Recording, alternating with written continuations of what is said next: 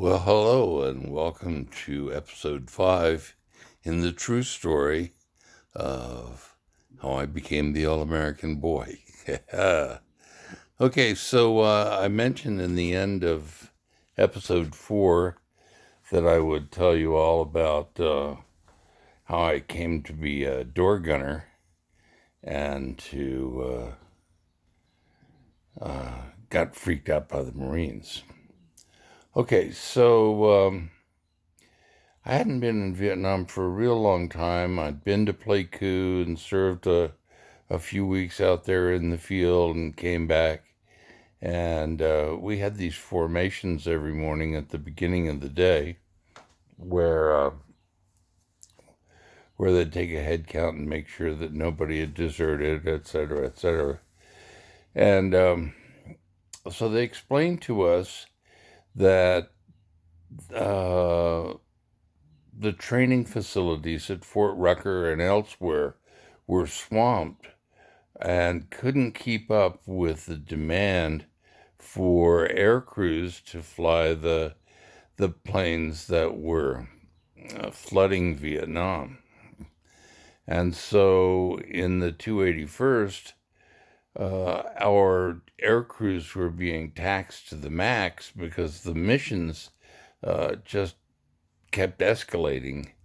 And so they were asking for volunteers from all of the folks in the support side. If you weren't an active member of an air crew, a crew chief, a door gunner, a pilot, co-pilot, etc., maybe you were a mechanic, or maybe you were an electrician that worked in the avionics shop, or maybe, like me, you were in the supply shack. And so they were asking for volunteers.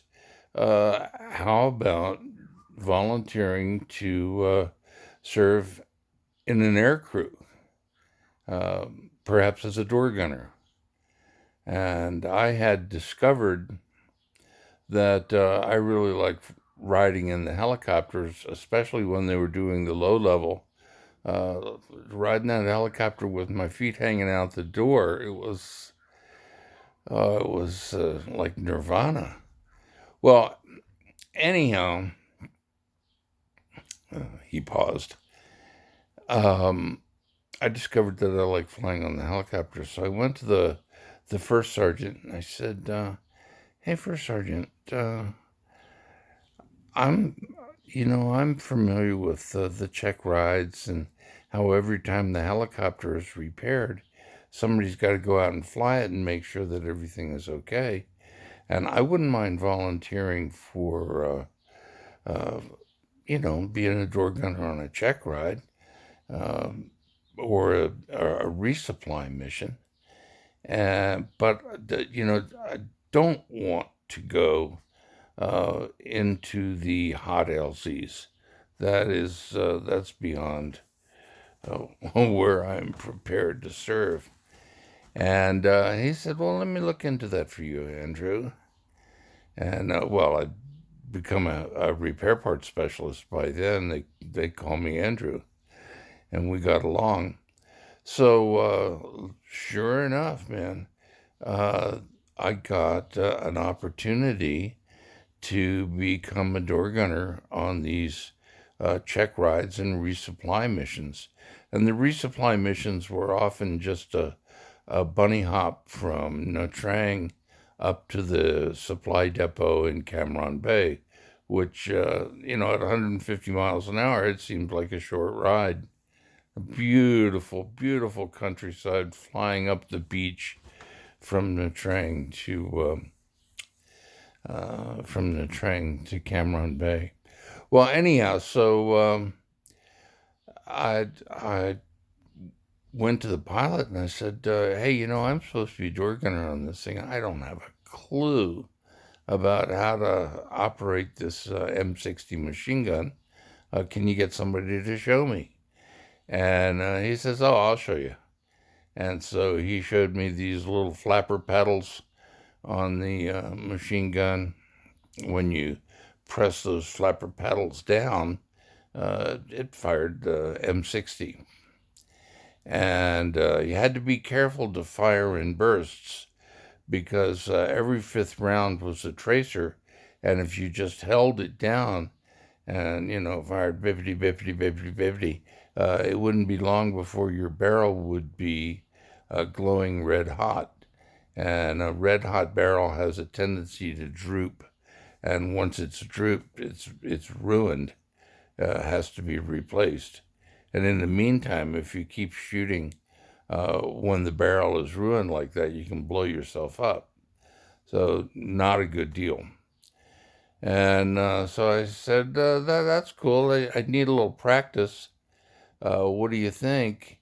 And he said, okay, well, next time we go to Cameron, I'll show you. And so we went offshore a little bit out into the ocean. And he said, okay, you can practice shooting those fish down there in the water. I thought, that's interesting. What an opportunity. And so as it turned out, those were sharks. And so I was practicing my machine gun skills by shooting at sharks under the water. And I imagine I killed a few sharks. The water turned red and the other sharks came and feasted on their dead brethren. Well, I'm digressing a little bit, but when I was firing that M60 machine gun, it was like I was transformed into a 5-year-old with a garden hose. Because everywhere I pointed, this stream of glowing hot lead went to the target. And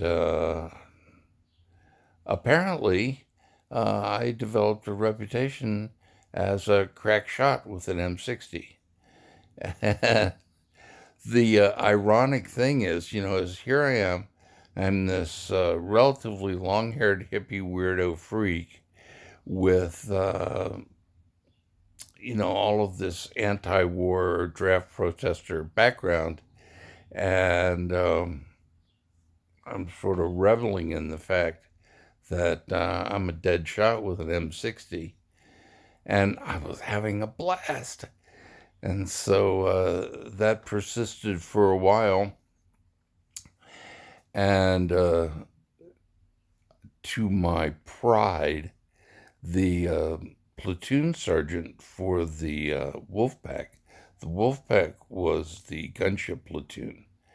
And, the 10 gunships that we had that were so heavily armed, those guys were badass. I mean, well, anyhow, the platoon sergeant came to me and says, "Hey, Wilson, I hear you can shoot an M60.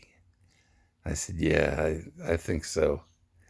I've never been tested, you understand, but in battle, but offshore, I'm a beast. And he says, well, we really need a door gunner in the gunship platoon, and I'd like you to try out. And I thought, oh, fuck. And he says, don't worry about it. We never land in the hot LCs. We just go in and blow shit up. And I thought, oh, man. Oh, man. I said, nah, I'm good where I am. I'm good in supply. Thanks for the opportunity. You really boost my ego. And he says, no ego, just getting the job done. And so anyhow, it wasn't too long after that before I had my second assignment in the field.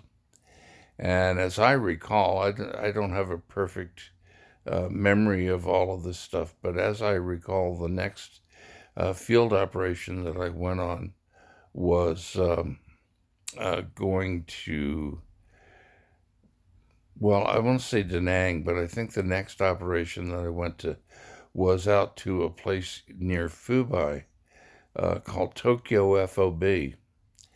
And we were living in tents out there. It was a hill that was about 5 miles from the shore of the South China Sea, and that was in front of us to the east, and in back of us to the west was this range of mountains, and over on the other side of that range of mountains was the notorious Ashaw Valley.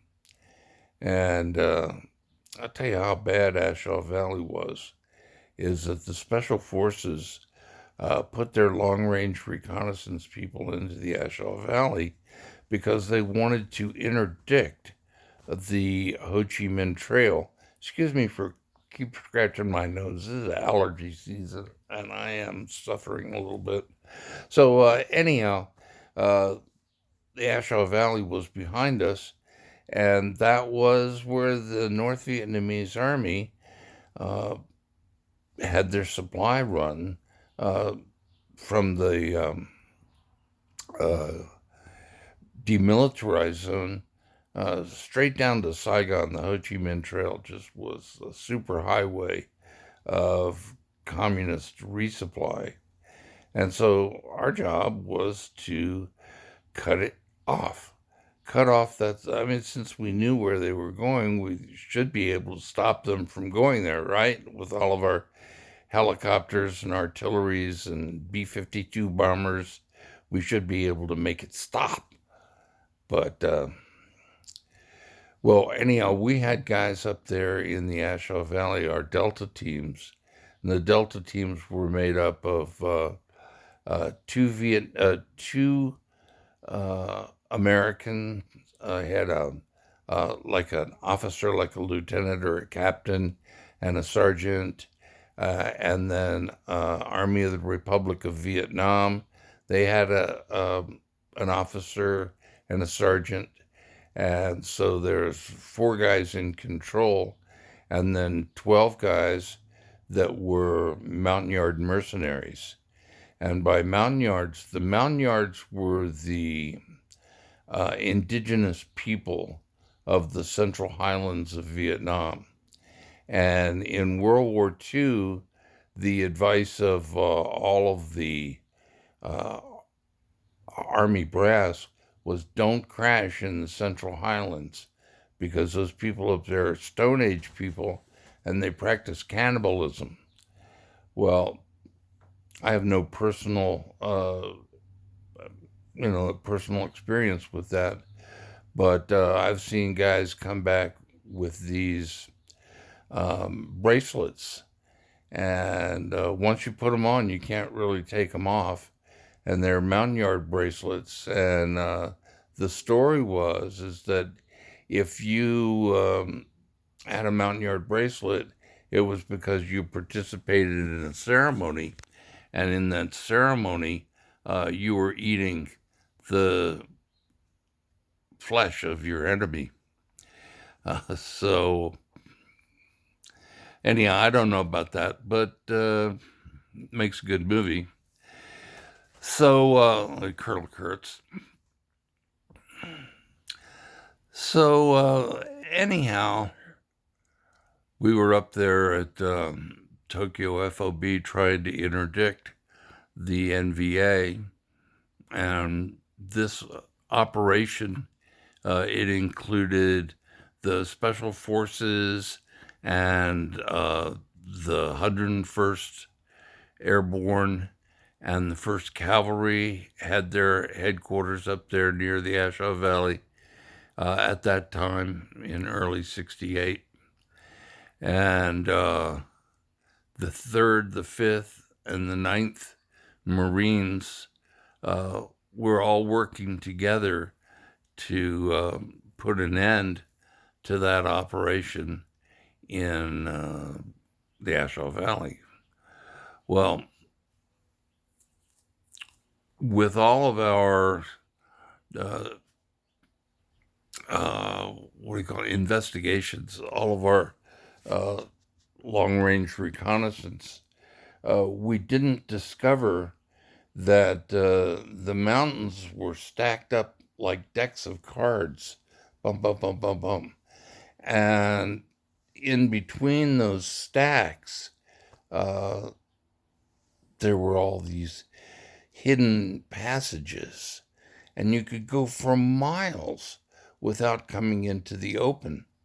And so if you got an airplane flying over, they had hospitals in there and restaurants and barracks.